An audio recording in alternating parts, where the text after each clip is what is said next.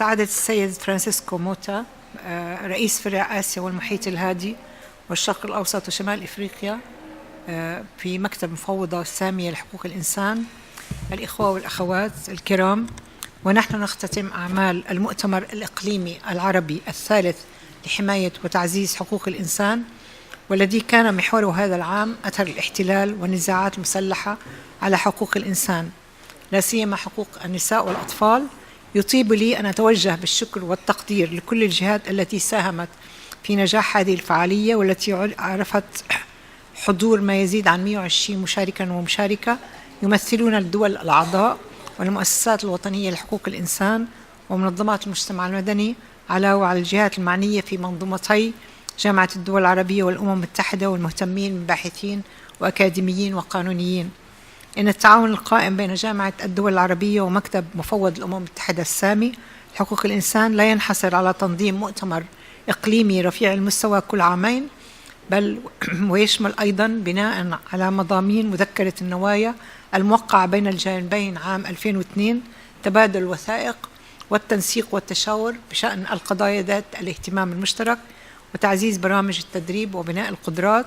مما يستجيب لأولويات واهتمامات وتطلعات الدول العربية. إن مؤتمر هذا العام ناقش موضوعا بالغ الأهمية في ظرف إقليمي شديد الدقة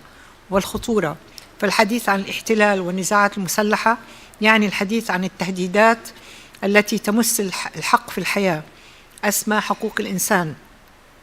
في ظل التحديات التي تعترض طريق السلام والاستقرار الإقليمي وتعرقل تحقيق التنمية المستدامة وتعيق تقدم المنطقة العربية وحماية مواطنيها وتمتعهم بحقوقهم المدنية والسياسية والاقتصادية والاجتماعية والثقافية. لقد استمعنا خلال اليومين الماضيين من المناقشات إلى عروض ومداخلات بناءة ركزت على البعدين الاجتماعي والقانوني للموضوع، وخلص النقاش إلى مجموعة أفكار لعلها ترسم، واستمعنا إليها قبل قليل، لعلها ترسم معالم خارطة طريق إقليمية تهون من وقع الاحتلال والنزاعات المسلحة على الإنسان العربي، وتساهم في تكريس المقاصد النبيلة لحقوق الإنسان نصا وآليات وممارسة. ولا يفوتني هنا أن أشيد بدور المرأة العربية في المسيرة الحضارية في الوطن العربي وجهودها القيمة لتحقيق أهداف ومقاصد التنمية، ودورها الهام في مقاومة ومواجهة الاحتلال، وإسهاماتها البناءة في جهود الوساطة والسلام في واقع يشهد معاناة شديدة للنساء والأطفال في زمن الصراع والحرب. وختاما أتوجه بالتقدير والشكر مرة أخرى لكل من ساهم في نجاح هذا المؤتمر من مشاركين ومتحدثين ومنسقين ومترجمين وإداريين، ويبقى الهدف الأسمى تعزيز حماية حقوق الإنسان العربي ليساهم جليا في مسيرة الاستقرار والبناء والتنمية والرفاه كسبيل لتجاوز التحديات والصعاب. والسلام عليكم. I too would like to start my final intervention by personally thanking the Secretary General of the Arab League, and particularly his representative who's been with us throughout this process, Ambassador Dr. Haifa Abu Ghazali, and the staff of the League of Arab States, along with our representative in Beirut, Roeda El-Haj, and the team of OHCHR in organising and facilitating this conference. I'd also like to thank the participation of the respective member states and of course the experts who,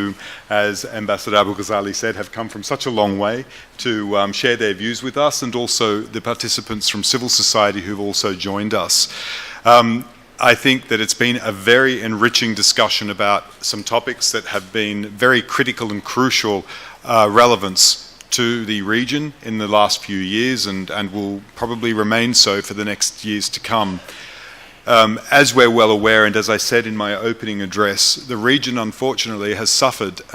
from the experience of terrible armed conflicts and from military occupation, particularly in Palestine. And what we've seen in recent years is, as a result of those armed conflicts and occupations, that often it's the most vulnerable citizens of the community who suffer the most from the crimes and violations and from the direct impact of violence. And this, of course, means a range of groups, not only aged persons, people with disabilities, but in particular women and children. One of the terrible things about conflict and the terrible effects that it has on women and children is that this is also an attack directly on civilization and society, and it's an attack on the future of our communities.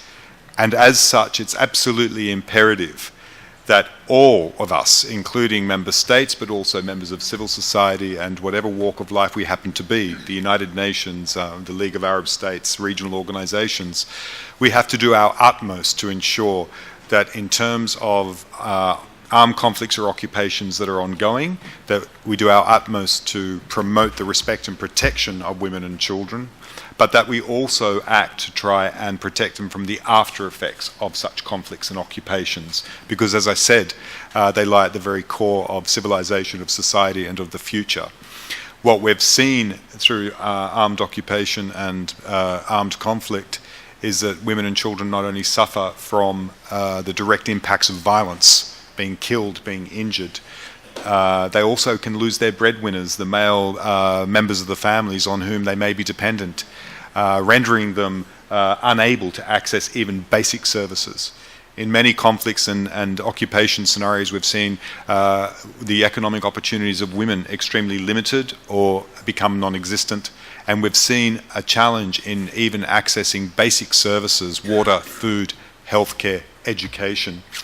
And not only that, we've also seen attacks and violations directly targeting women and children. And, you know, we've seen terrible results where women have been subjected to systematic sexual violence, and children have also been subjected to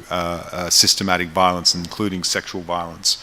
So it is really imperative that we do our utmost to try and enhance the protection of the most vulnerable in terms of conflict and armed occupation, and this means, as I said, women and children.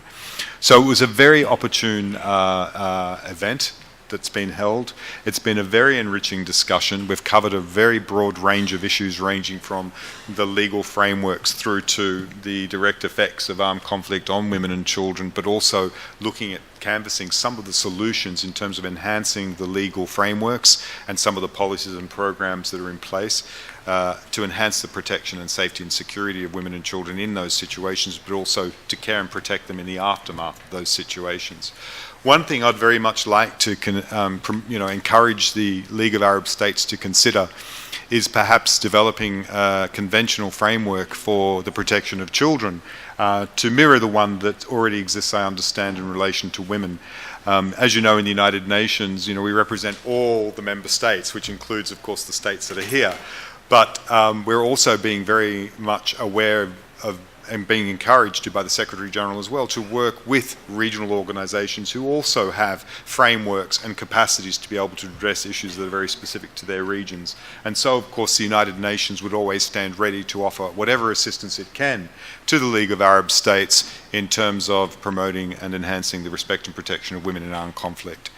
So once again, I'd like to thank you all. It's been a very enriching and rewarding couple of days. It's been a very intense couple of days because of the depth of the issues that were canvassed. But I would like again to extend my appreciation to the League of Arab States, to Ambassador Abu Ghazali, and of course to the staff, and Ruwaida Al-Hajj and the staff of the OHCHR, and for facilitating this conference, and of course to the member states and the many of you from other areas and other walks of life who have actively participated in the conference. And I look forward, hopefully, to see how we can assist in the future from the United Nations perspective and the Office of the High Commissioner for Human Rights in assisting the League of Arab States in any follow-up actions that might be agreed as a result of this conference. So again, thank you all very much for your kind support.